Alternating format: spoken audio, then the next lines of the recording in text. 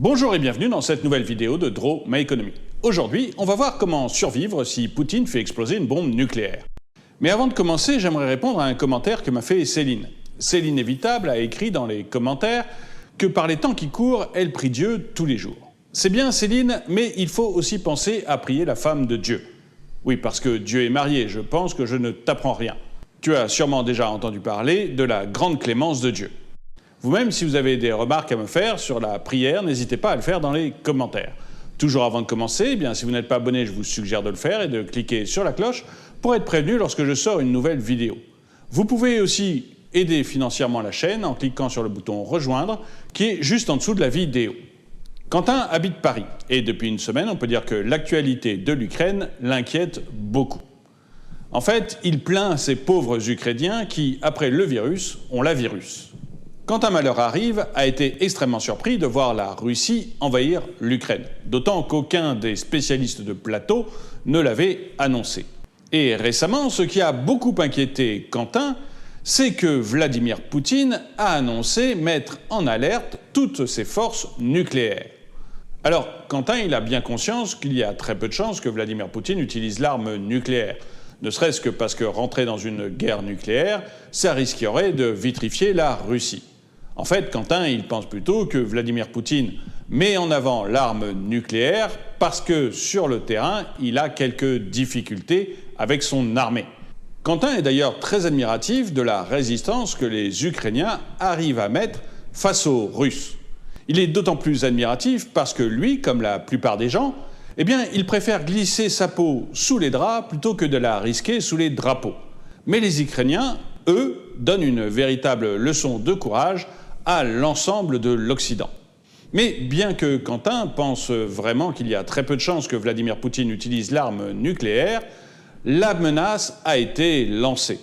Et du coup, il décide d'aller voir sur Internet ce qui se passerait si Poutine lançait réellement une bombe nucléaire sur Paris. Après avoir passé un peu de temps sur Internet et avoir visité différents sites, Quentin finit par en trouver un extrêmement bien fait qui montre précisément ce que donnerait une explosion nucléaire dans la ville de son choix. Je vous ai d'ailleurs mis un lien dans la description pour que vous puissiez aller voir ce site. Sur le site, Quentin fait différentes simulations, allant de la plus petite bombe jamais utilisée à la plus grosse bombe jamais essayée par les Russes. Et il voit les effets que ça donnerait sur Paris. Et par exemple, la plus grosse bombe essayée par les Russes, si elle tombe sur Paris, ça donne 6 millions de morts et presque 3 millions de blessés. Et la simulation qu'il voit ne rassure pas du tout Quentin. Parce que, techniquement, s'il continue d'habiter à Paris, il n'a absolument aucune chance de s'en sortir. Si les Russes lâchent une bombe comme Little Boy, qui a été celle utilisée à Hiroshima, ce n'est que le centre de Paris qui sera complètement détruit. Mais le reste arrivera à survivre. Par contre, si Poutine utilise la Tsar Bomba, la plus grosse bombe jamais utilisée par les Russes, dans le premier millionième de seconde, l'ensemble de Paris intramuros sera vaporisé.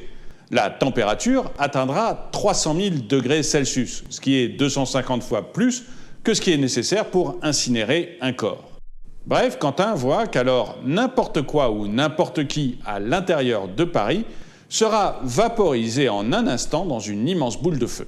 C'est à ce moment-là que la femme de Quentin rentre. Quentin, il est marié avec une femme assez moche, mais ça lui plaît plutôt.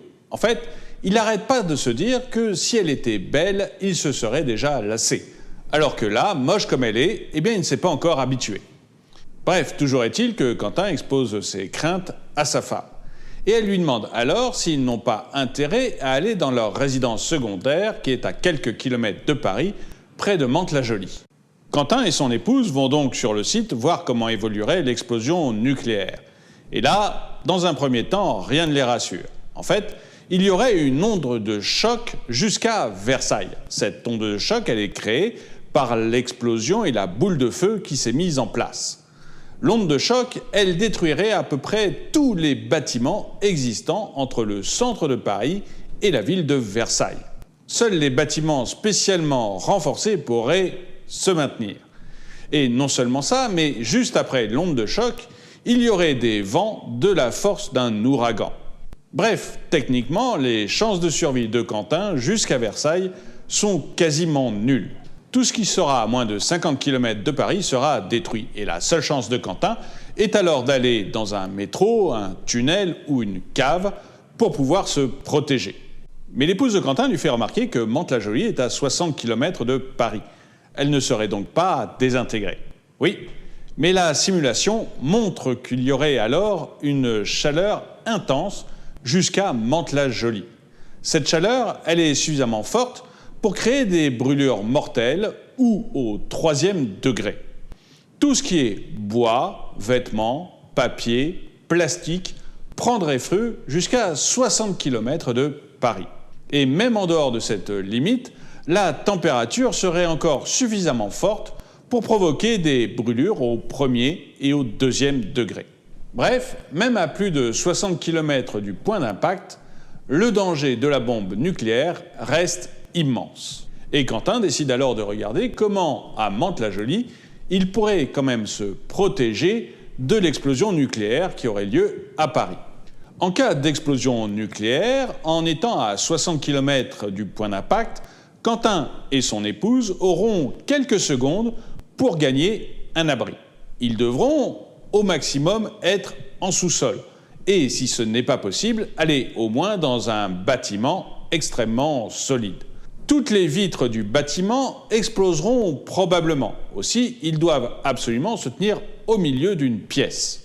Le bâtiment ou le sous-sol protégeront dans la mesure du possible Quentin et son épouse de l'extrême chaleur, mais également des retombées radioactives.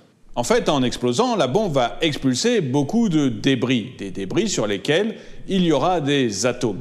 Et au bout de 15 minutes après l'explosion, il commencera à y avoir des retombées nucléaires. Et là, Quentin comme son épouse ne devront pas bouger de leur abri pendant au moins 48 heures. En fait, les retombées radioactives perdent 50% de leur dangerosité au bout d'1 heure et 80% au bout de 24 heures. Mais tous les experts conseillent de rester au moins 48 heures sans sortir de son abri sous aucune condition. Et l'idéal serait même que Quentin et son épouse restent 8 à 9 jours, c'est-à-dire 200 heures, dans leur abri. Alors, encore une fois, Quentin et moi, nous pensons que tout ça a très peu de chances d'arriver. Mais vous, qu'en pensez-vous? Doit-on craindre une guerre mondiale, voire même nucléaire, ou pensez-vous que, comme lors de la crise des missiles de Cuba, tout rentrera dans l'ordre? Dites-le moi dans les commentaires. Et le dicton du jour. La raison du plus fou est toujours la meilleure. Merci d'avoir regardé cette vidéo, mettez-lui un pouce vers le haut, commentez-la, partagez-la. Merci à tous ceux qui soutiennent la chaîne et je vous dis à très bientôt.